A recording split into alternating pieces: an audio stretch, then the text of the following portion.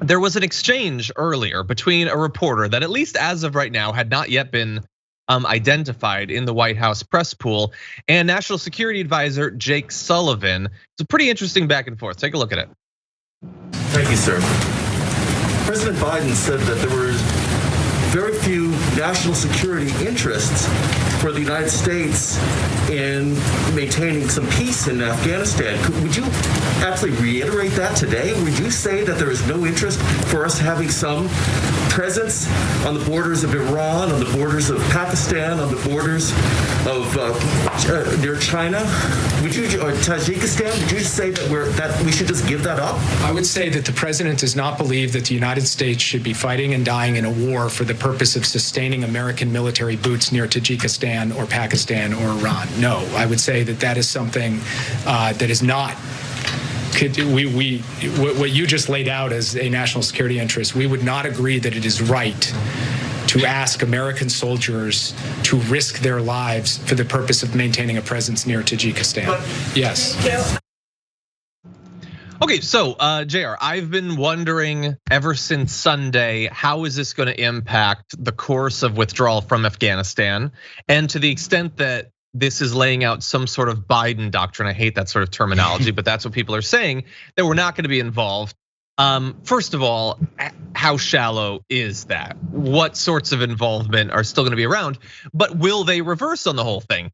Well, at least as of today, at least as of National Security Advisor Jake Sullivan, they are not taking the bait, the very predictable bait from the media that, hey, don't we still have some vague, unstated interest around Tajikistan? Like the guy was like trying to come up with countries that almost no American would be able to identify, and interests that nobody can identify that should necessitate permanent military deployments in all these different regions.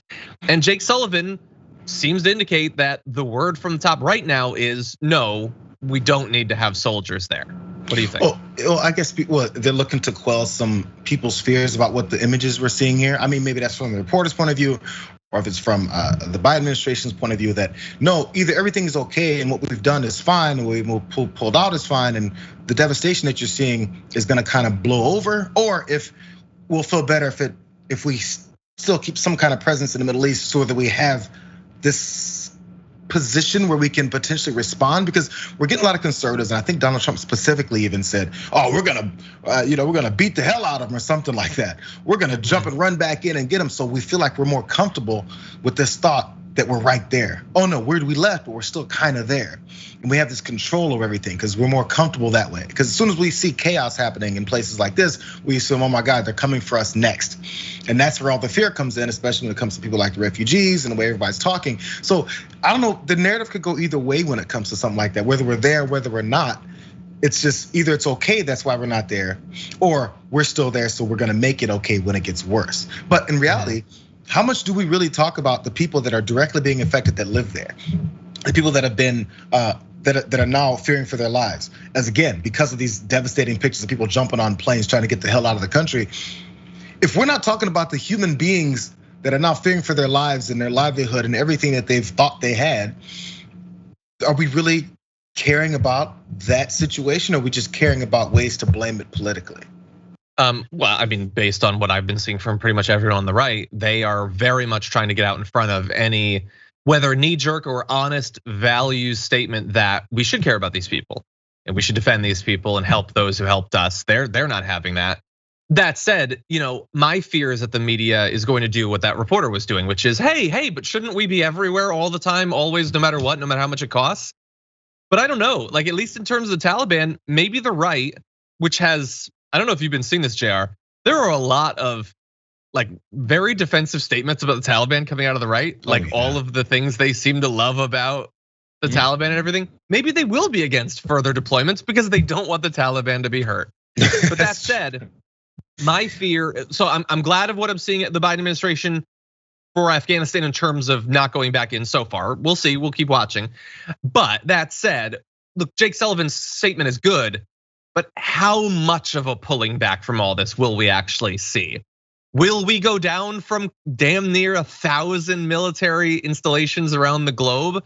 Will we just convert from troops on the ground risking their lives to drones in the air taking civilian lives even more than we were before? We definitely need to find out. I want to believe that this is a major change in American foreign policy. There's a lot of reason to doubt that that's actually true, though. Well, with that kind of change in American foreign policy, I know we have a couple seconds. Even with that change in American foreign policy, there has to be other changes in American foreign policy, like the interventionists and the way we change and disrupt all these different countries. So there can't be just one fold; it has to be a bunch of them. I agree, and we will be watching.